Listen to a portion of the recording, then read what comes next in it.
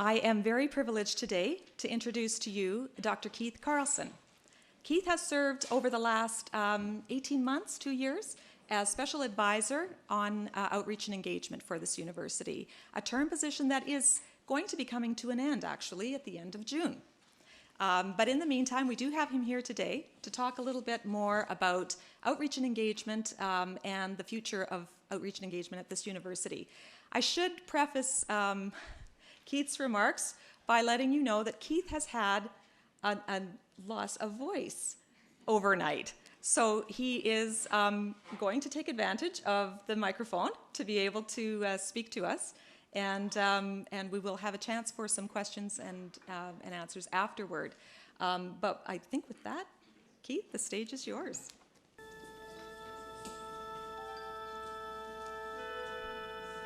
Engagement. The final frontier. These are the voyages of community engaged scholars. Our mission, to build partnerships with communities and organizations, to co-create knowledge that is both academically and societally meaningful, to boldly go where no scholar has gone before.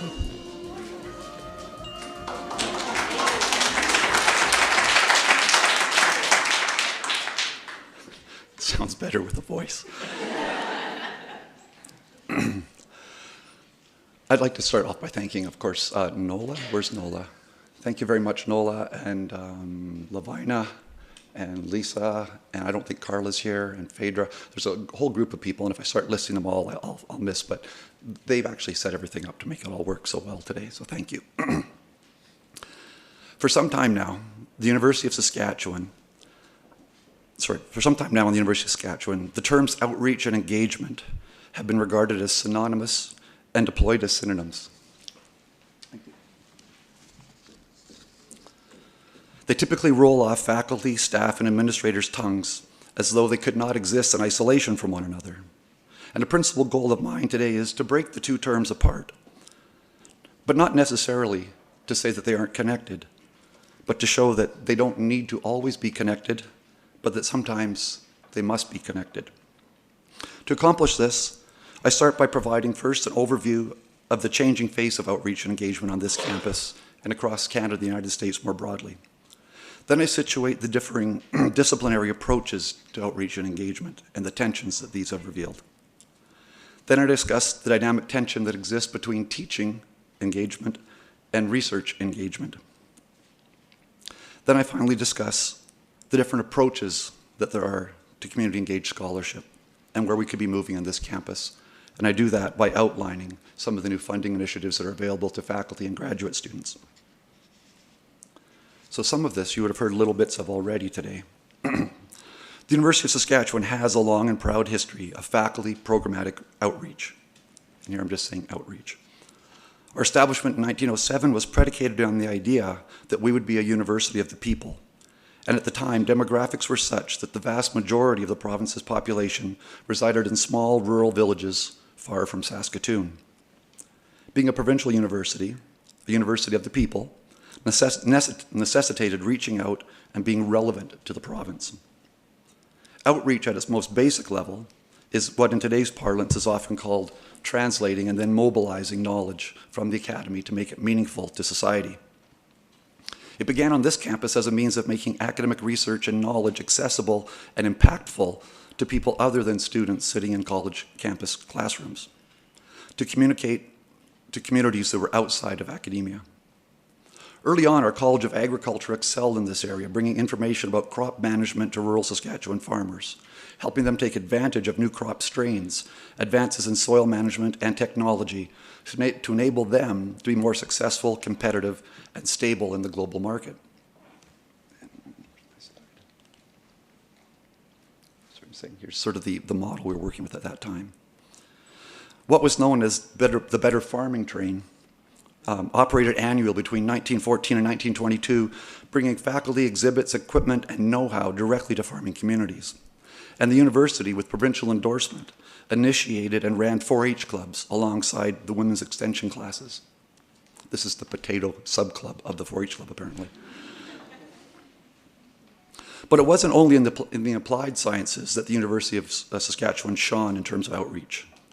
In the trenches of the Great War, U of S history professor Edmund Oliver established what became known as the University of Vimy Ridge, where Canadian soldiers from all battalions in the Canadian Expeditionary Forces could participate in classes covering agricultural and technical information, as well as courses in the liberal arts and humanities. By the 1940s, the University of Saskatchewan, in partnership with federal and provincial departments of agriculture, instituted the Cooperative Extension Program, which in the post-war years expanded to include adult basic education programs, which for the first time saw the hiring of a staff member to oversee program delivery. Meanwhile, while the faculty in the College of Agriculture were reaching out to scattered rural communities, August Kenderdine, head of the U of S Art Department, was pulling Saskatchewan's scattered artists together at Emma Lake to help create a sense of community and to foster a distinctive artistic style. Decades later, these artists would be joined by biologists, soil scientists, and others. The University of Saskatchewan's growing outreach programs were part of a broader movement in the years following the Second World War that saw governments increasingly reach out to people in disadvantaged circumstances to bring to them technical and scientific assistance. Universities were often at the forefront of this process, but they were increasingly tied to government agencies, both local and national. In the United States, students enthusiastically enrolled in John F. Kennedy's Peace Corps, while government funding went to support research and initiatives such as the Green Revolution. In Canada, federal programs like CETA reflected the idea that knowledge and technical skills of Canadian faculty and scientists could be brought to bear on issues of global scope. And under Pierre Trudeau, the federal government sponsored what was in effect a sort of domestic Canadian Peace Corps known as Katimavik, where university-age students travel the country providing volunteer service while developing leadership skills. Here at the U of S, faculty continued to connect with people within and beyond our provincial borders. Agriculture again led the way, but faculty from that college were increasingly joined by others, typically scientists, who deployed their expertise in ways that assisted and helped them to inform not only farmers and farm organizations, but in the fields of environmental management and assessment, resource management planning, and other areas. Teaching ran parallel to these research initiatives. In 1963, the University Extension Division at the University of Saskatchewan became more coordinated by including participation from several different colleges and bringing a new focus on adult education and continued learning. With the establishment of the province's new regional colleges, the U of S Extension Division assumed even greater responsibility for distant ed, especially at the first and second year levels, and even more especially in areas that prepared students in ways that met practical local needs or that aimed to prepare them to enter senior undergraduate classes here on the Saskatoon main campus. But even as these outreach programs grew in scope, others within the academy looked for different means to transfer and translate academic knowledge so that it could be more in tune with community needs as defined by communities themselves. Outreach that was not based upon strong partnerships, that is to say, outreach that did not involve the affected communities in the early stages of planning and then in the implementation and ultimately in evaluation of the programs, ran the risk of having goals and processes that were misaligned with the desired outcomes. More importantly, they ran the risk of arrogant ethnocentrism and voice appropriation, where highly educated Western urban academics decided in isolation what was in society's best interest and then delivered the cure. The Green Revolution may have staved off mass starvation in the 1960s India, but at what cost, people began to ask.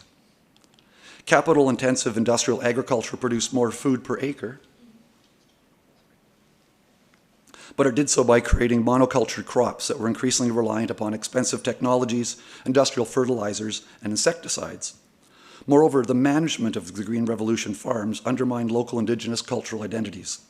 And perhaps more to the point, the increase in agricultural output resulted in an increase in population that threatened to therefore sow the seeds for the very issues that caused it to be started in the first place. The lesson was clear. Old school outreach, though laden with the potential to benefit society, was underpinned by certain assumptions that were at their core somewhat and potentially arrogant. In their most extreme forms, they assumed that good information flowed in one direction, from the ivory tower down, and that the creation of knowledge was the prerogative of domains and the domain of the state and the university. You all know who he is. You don't know who he is. I mean, you know who he is, that kind of guy. In response to such critiques, the past 40 years of outreach have witnessed an increasing emphasis on partnering and engaging with communities, on conducting research and teaching in communities, for communities, and with communities. By the 1980s, community-based research had become mainstream, even in disciplines that had previously been reluctant to set foot outside of the campus. And at the University of Saskatchewan, this has taken many forms, both in terms of research and in terms of teaching. For example, the Centre for the Study of Co-ops was created on campus in 1984 out of a partnership between the Saskatchewan Co-op Centre, the provincial government, and the university. By the late 1990s, the U of S campus celebrated the establishment of the Community University Institute for Social Research, CUSR. Those whose guiding principles committed faculty to collaborative research that was built on authentic partnerships, built on trust and respect. Their aims remain centered around social issues with an eye to opportunities for influencing public policy. That same year, 1999, saw the establishment of SPHERU. Did I get the SPHERU slide? There we go, thank you. The Saskatchewan Population Health and Evaluation Research Unit. And meanwhile, the College of Engineering annually sent students out to design structures identified by communities as important and needed. Across campus, the Department of Music not only studied but contributed directly to Saskatchewan's vibrant performing arts community. Drama faculty and students worked with and supported Saskatoon's native theatre, while faculty from the English department contributed individually and through curricular initiatives to the Saskatchewan Writers Co-op, the Sask Writers Guild, and the Sask Writers Guild. And faculty in the social sciences and humanities divisions collaboratively mentored students involved in studying the complexities of globalization through the interdisciplinary International Studies program. In the history department, we see the housing of North America's only humanities-based ethnohistory field school program, while in geography and planning, the RUP program operates in close partnership with the City of Saskatoon's urban planners. And these initiatives make up only a few that are existing and thriving on campus. Likewise, at St. Thomas More College, a U of S federated college, likewise, St. Thomas More College led the way in the charge to integrate outreach and service and social conscience into the basic liberal arts education curriculum. Developments at STM ran in concert with and indeed helped inspire and shape similar initiatives in community-engaged service learning delivered through the University Learning Center. One of these classes has become more recently the ICCC's Dynamics of Community Involvement program. But if these activities, programs, and initiatives are individually impressive, they unfortunately represented less a coordinated, concerted effort to transform the legacy of outreach into a mandate for engagement than individual efforts of dedicated individuals and committed faculty from disparate departments, colleges, and schools across campus. Seeking to better coordinate and to enrich outreach and engagement activities on campus, in 2002, there was the Strategic Directions document, followed in 2007 by the University of Saskatchewan's foundational document on outreach and engagement. The second document committed the university to 5 strategies for outreach and engagement: service learning, community-university research partnerships, economic development, technology transfer and knowledge creation, and finally, international outreach and engagement. As an outcome of research that went into the drafting of the foundational document, the old extension division was retired, with faculty being reassigned to disciplinary departments and colleges, while the extension's core outreach teaching functions were transferred to the newly created Centre for Continuing and Distant Education. Relatedly, several of the university's university identified several commitment areas under its second integrated plan. The Aboriginal Commitment Working Group examined a wide range of issues pertaining to First Nations and Métis people, and their recommendations resulted directly in the creation of our new Office of First Nations and Métis Engagement, located at the English River site. There we go. A second commitment working area, entitled Engaging with External Partners, examined and reported on what was and was not working in terms of off-campus partnerships. This group came up with a series of definitions for best practices for building and sustaining partnerships in its 2002 final report, and it reaffirmed and refined the university's commitment to first fostering and modeling a culture that values external partnerships as critical to innovative scholarly research and teaching, and secondly, to becoming distinguished for its engagement programs locally, provincially, nationally, and internationally.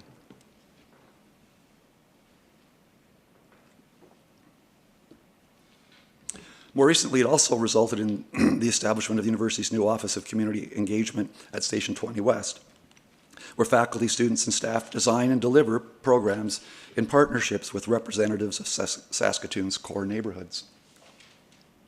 The External Partners Working Group also identified ways and means of assessing good partnerships from weak or bad ones. And additionally, it identified how the University of Saskatchewan could take advantage of its position as a research-intensive university that was still relatively small in terms of faculty and student numbers.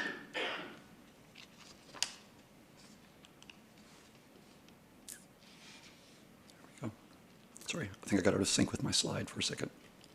So now, all that history you're asking, why did he do it other than that he's a history professor?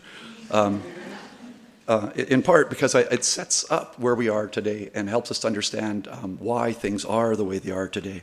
And for better, for worse, what we're looking to accomplish in the future.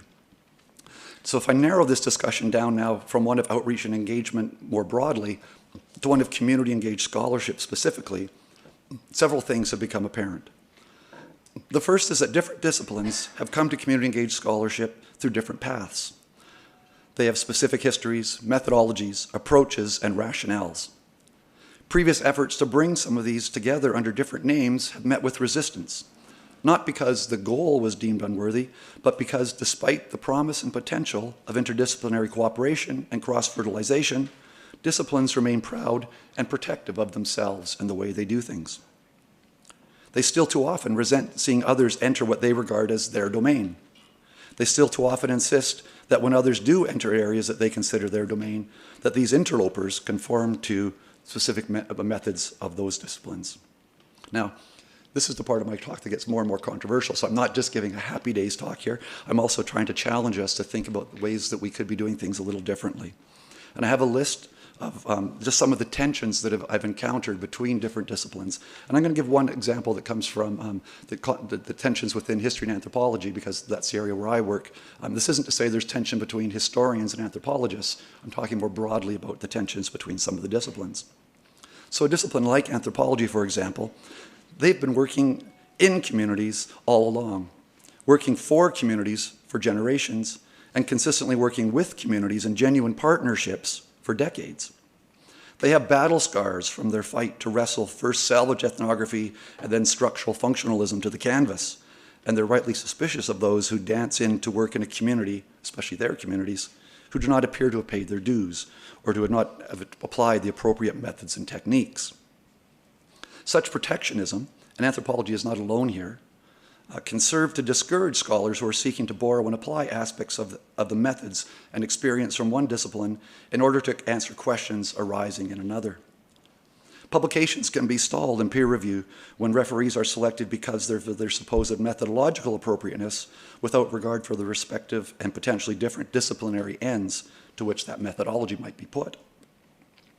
I've encountered on this campus over the past year and a half in conversations with several different deans, department heads, and faculty members who have told me that they have discouraged, and they continue to discourage, new faculty from participating in interdisciplinary work generally and community-engaged scholarship specifically, for fear that the resulting research will be difficult to place within journals that are recognizable and acceptable to faculty peers on tenure and promotion committees.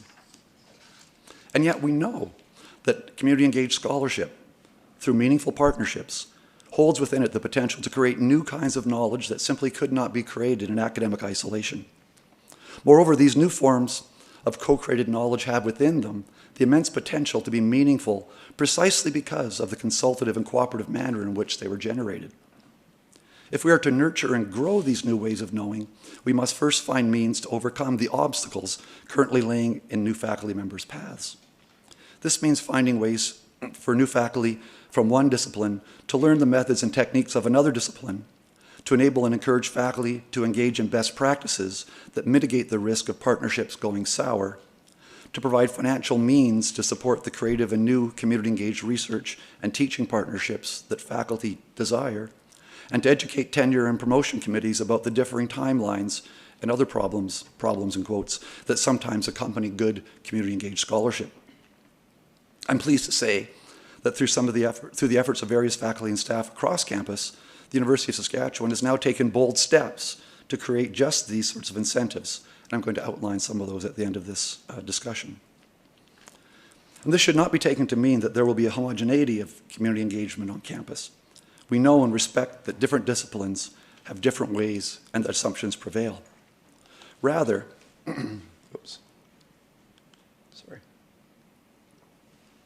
Rather, that by distinguishing and defining terms such as outreach and engagement and a community and partnership in ways that recognize the diversity of approaches on campus and that still provide clear incentives towards best practices, we can create and recognize a community of engaged scholars that consists of faculty who can comfortably exist along multiple continuums. The language of community engaged scholarship, and you know, there isn't a department of community engaged scholarship on this campus, and I think that's a good thing because we see it as a process and a means that should permeate other disciplines and departments where appropriate. So the language of community engaged scholarship enables us to prioritize support in a manner that creates transdisciplinary middle grounds where scholars can enrich and expand their discipline rather than having it threatened or dismissed. Community engaged scholarship as a standalone node of academic endeavor holds potential for escaping turf wars. It is not and cannot be just community-based research, nor can it be just reduced to community service learning. It is these things and more. To be fully realized, it must be research and pedagogy that are thoughtfully combined and harmonized. In this regard, we can recognize that outreach in and of itself is a valuable activity worthy of support and celebration. There are times when it is not only appropriate, but essential that faculty translate and mobilize knowledge that they have created on campus so that it can be accessed in meaningful ways and put to use by society. But we can also see outreach as a stage on a continuum moving from non-engaged to fully engaged. From this perspective, outreach can serve as a foundation upon which greater community engagement can be built. Viewed as a continuum, the difference between community-based research and full community-engaged scholarship becomes explicit. Again, as with research, as with outreach, community-based research, where community members serve as participants and informants, that is to say, where faculty work in a community and potentially for a community, but not necessarily with a community, can and should be recognized as something that is valuable and actively worthy of support and celebration. But like outreach, community-based research, where community members provide information, can also be considered as a foundation upon which more fully engaged community scholarship can be built. And so I'm trying to show here that there's a continuum, and it's not as though everybody needs to aspire in all cases to the far end of the continuum, but that we need to be aware of the potential and the drawbacks of where we situate ourselves on this continuum. This is not to say that full community engaged scholarship is appropriate or ultimately provides the answers to all questions and projects. One can imagine a medical study where the goal of better health is so obvious and its benefits so potentially widespread that community involvement at the participant level is the most appropriate form of engagement. Likewise, one could imagine an education project where the goal is to study, where the goal of the study is to improve education levels or to identify and strategize around impediments to educational success, where again, the participation with the community might be simply at the participant level. Relatedly, though community-engaged scholarship is generally equated with research that serves to advance the community's self-identified goals and aspirations, one can imagine that such is not always necessarily the case. Here are some of the examples that I've heard on campus would be a political scientist who's working with a street gang that's involved in organized crime, working with that street gang, forming partnerships. But when the street gang asked the political scientist to help him develop better systems of governance so that their drug and prostitution singles could be more effectively handled, that's the point where you sort of back away from some of the shared goals that might be there. Or you can imagine the historian who's interested in the Holocaust and the Second World War may be very interested in talking to members who are alumni of the Hitler Youth without wanting in any way to align their research interests and priorities with that organization. And so community engaged scholarship is also necessarily concerned with multiple factors, each of which can be seen moving somewhat independently on this continuum. So here, get this right, imagine each of these moving along. So if it's community designed, how much is the community involved? Way over here, down here. It's a continuum. It's not a place and a fixed point. The same is the knowledge being exchanged and co-created. It could be happening at a very basic level, or it could be happening at an extremely fulsome kind of level. Is it linked to faculty teaching programs? Perhaps the faculty member is doing great community-based research, but it only has a marginal expression in their classroom activities. Is it enhancing a student experience? And if it is it a great student experience that's way up here on the continuum, but that might not be fully connected to the faculty member's research? So these aren't meant to be fixed points on this line, but rather you could imagine each of these moving independently. And that's where it becomes so complicated.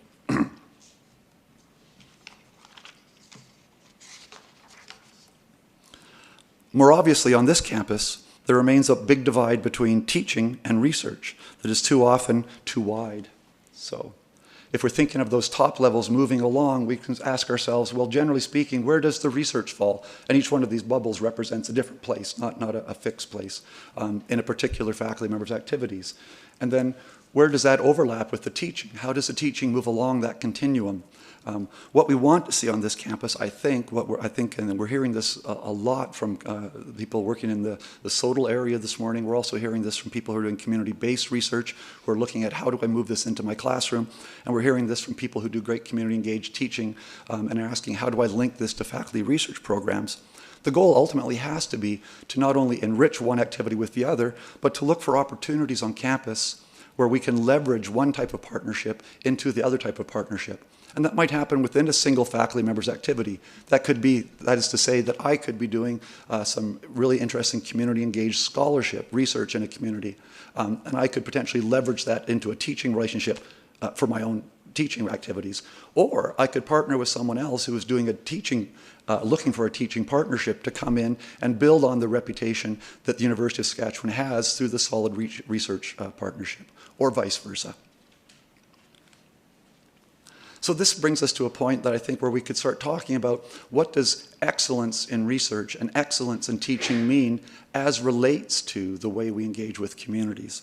And here, I'm using the word engagement a little bit differently than I have earlier in the talk. And I want you to start with this central slide here.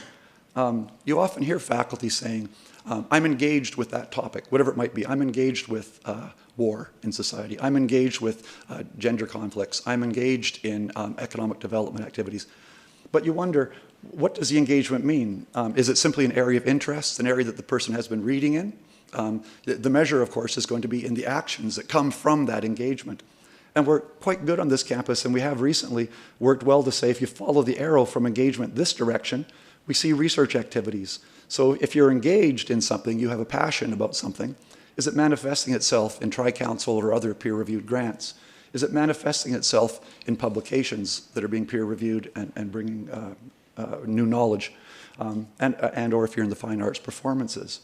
And ultimately, some of these activities become, way over in this far category, signature research areas for which our campus or a particular department or college is known and distinguished across Canada and perhaps more broadly. I don't think we've yet fully worked this way, and I'm excited about the work that Patty is doing in partnership with the Gwen Moss Centre and the University Learning Centre, because I think there's opportunities here for a reflective sort of mirror going the other direction. If you're engaged in a topic, you have your passion, your interest, does it reflect itself in a major? Can a student major in what you're passionate about? Or is there a minor? Or at least individual courses that might focus on it? Or is it perhaps a single lecture within a full class that runs over a term? Those kind of curricular activities could ultimately translate, I think, if we thought about communities of participants on campus, into signature pedagogies, potentially. And I think there's lots of potential here. And it's a way, again, to distinguish what we do to attract students. Why go to the University of Calgary when you could come here and there's something that we can guarantee you're going to experience as a student that sets this campus apart?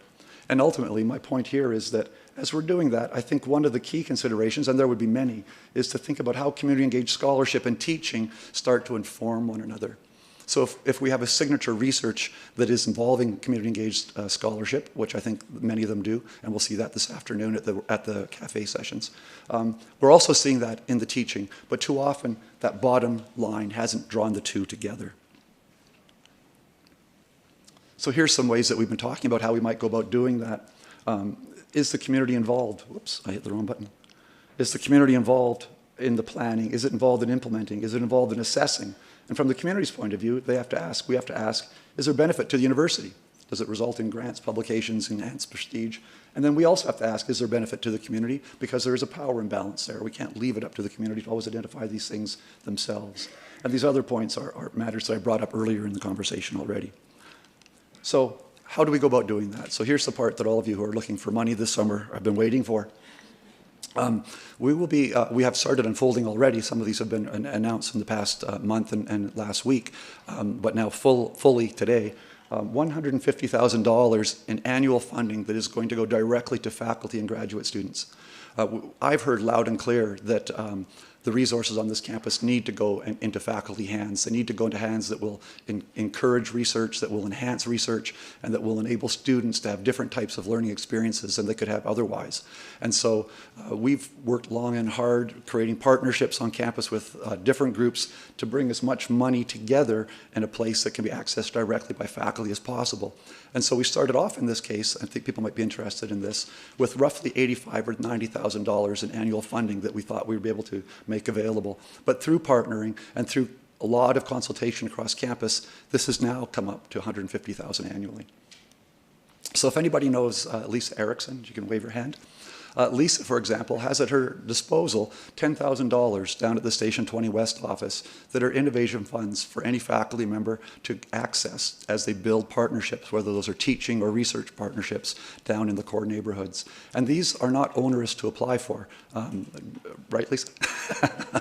These are the sort of things that you go down, you see Lisa, you talk about a partnership, you work out some of those deals, and then the resources are there. And ideally, there's something that are being partnered with the resource that a faculty member is already bringing. President Shirk grants, other types of grants that you're bringing to that partnership. Is Nola here? Where's Nola? Nola over in this corner is spearheading a new speaker series for outreach across the province.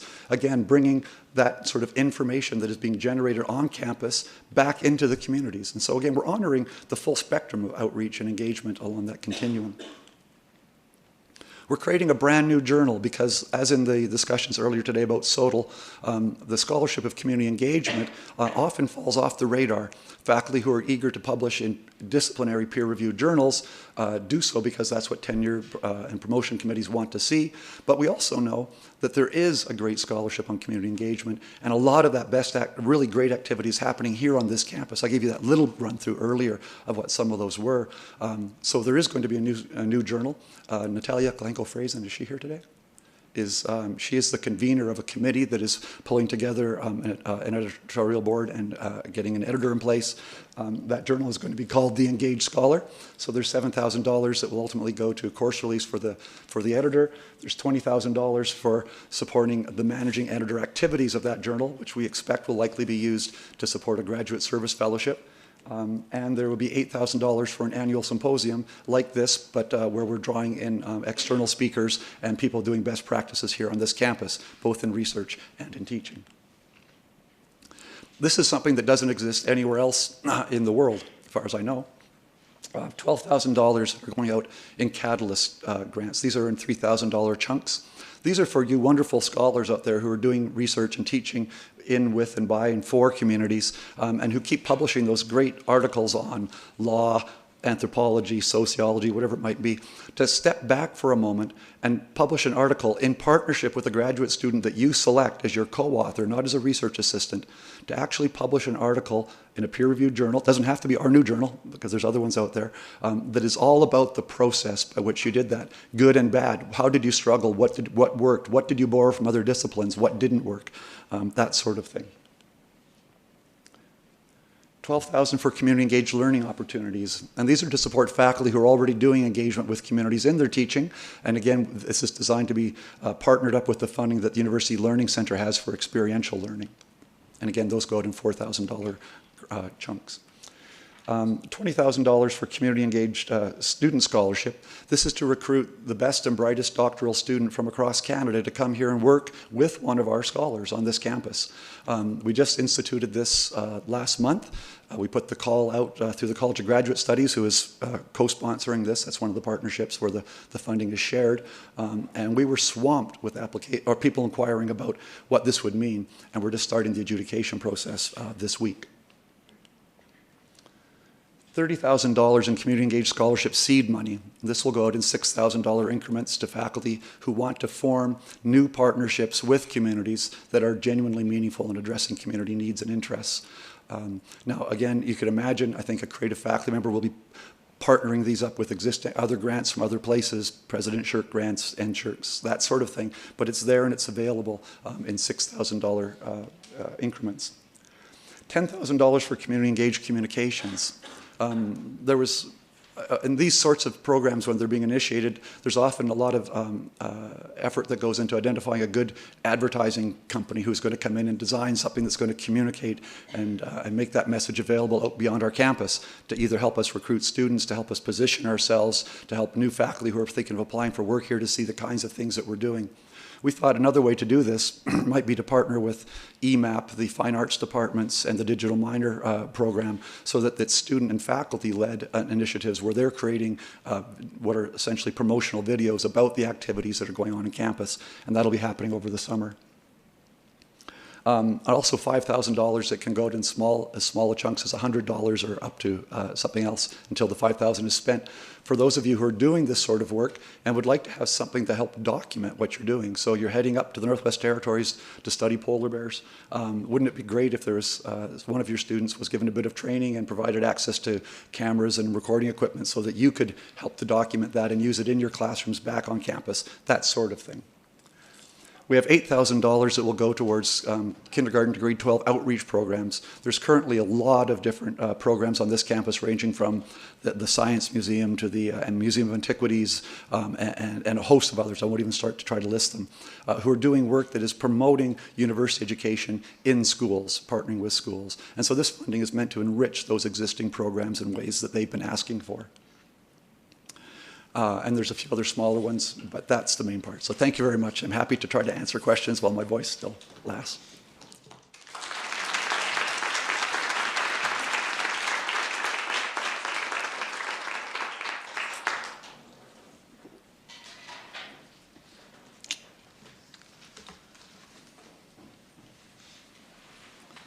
I should have planted some graduate students out there with prefabricated questions.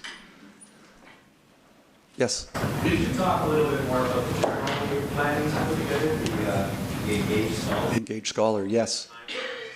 Sorry? The timeline, when do you think it's going to get? There's a committee that's currently working on that. I'm a part of that committee, but I'm not the point person on it. They're hoping to have the graduate student fellowship in place by September, and so the work would be beginning. And then ideally, it's only going to publish twice a year.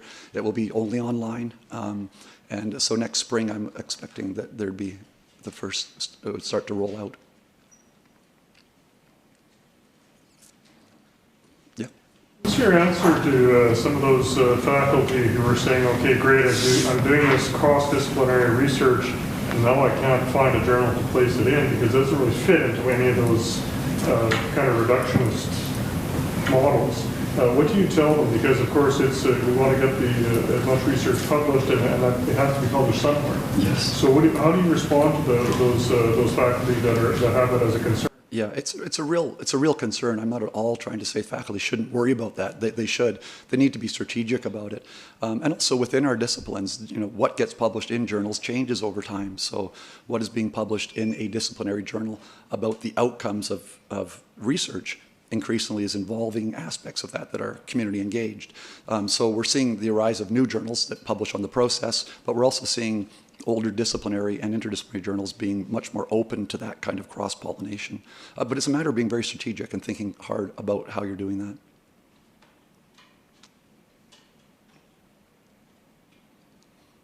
I guess if I was to think about what in here is going to be the hardest thing for my successor to deal with, it's still going to be, I think, those disciplinary boundaries that we have on this campus between departments, colleges, schools, that sort of thing, where certain people have a sense that this is how it should be done.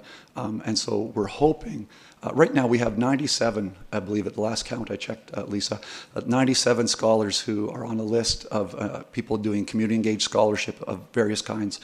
That's just the faculty. There's more people if you added in the staff who are doing this kind of work, and that isn't everybody. But those people are coming together in ways that they just never would have had an opportunity to communicate with before. And so once a month it happens down at Station 20 West, and then it happens on campus the following month. There's always sort of a key presentation that goes on, and it's an opportunity for people from different disciplines to say, how do you do what you do, and how might I learn from that? It's very exciting on this campus for that.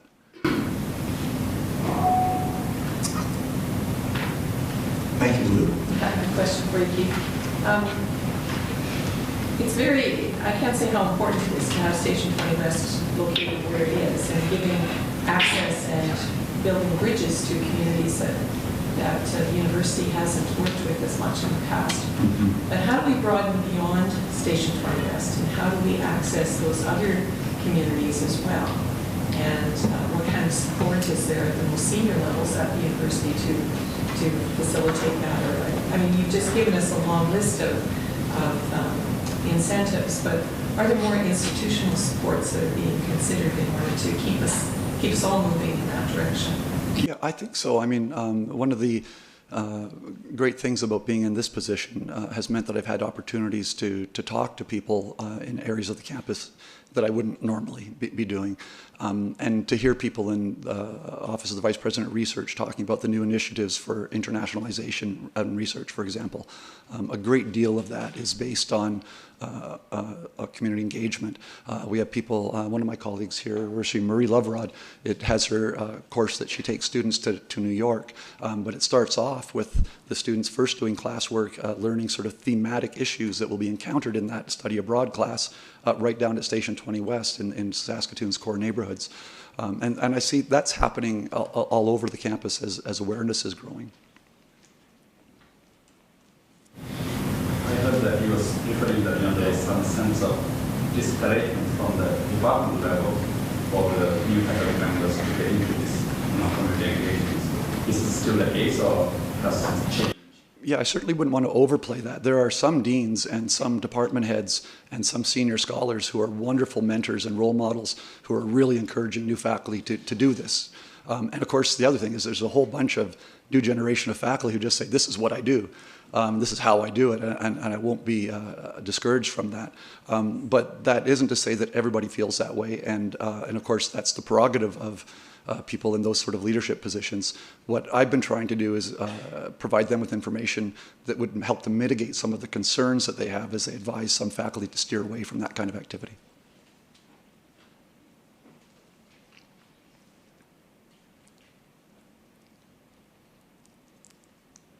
Okay, thank you very much.